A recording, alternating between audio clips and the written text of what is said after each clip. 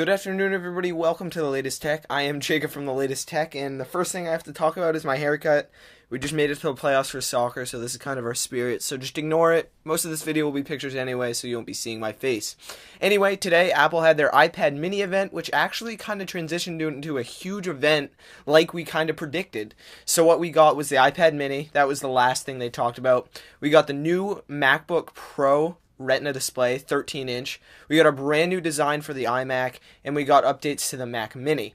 So the first thing, and pretty much this video is going to be talking about the Macs, and what I'd like to talk about is that 13-inch Retina MacBook Pro. So the resolution on the screen is going to be 2560 by 1600, and it's going to have over 4 million pixels, which is just amazing for a display. And what they actually called it was the second best display on a laptop. The first obviously being that 15-inch Retina display on the 15-inch MacBook Pro. So moving on, again, 7-hour battery. You'll be able to get up to 768 gigabytes of flash, 8 gigabytes of RAM, Intel graphics, Ivy Bridge dual-core i5 and i7, and the Retina MacBook Pro is actually expected to ship today. So moving on quickly, I'm going to talk about the new Mac Mini.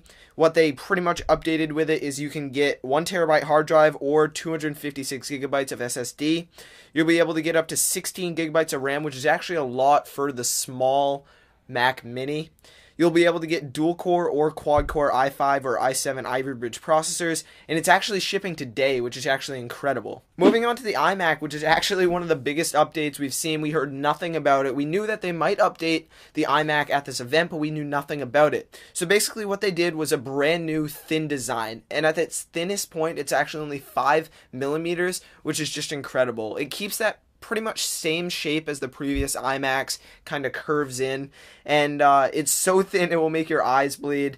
Like I said, it's 5 millimeters on the thinnest part, 80% thinner on its thinner part. What you'll be able to get when configuring your iMac is something called a Fusion drive, which actually gives you the choice between what drives you want, and you'll be able to get 128 gigabytes of flash or 1 terabyte and 3 terabytes of hard drive. And what it actually does is blend those together to call it their Fusion drives. It uses it and it reads and writes pretty fast. So that specific Mac is actually shipping in December. So that's just about it talking about the Macs at this iPad event. If you want to learn more about the iPad updates, the iPad mini and the iPad 4th generation that happened at this event, I want to encourage you to check out the video annotation that I'll put up on the screen probably. If not, it's in the description. I'm Jacob LaPlante from The Latest Tech. Again, excuse my haircut. I want to thank you guys for watching, and I'll catch you next time.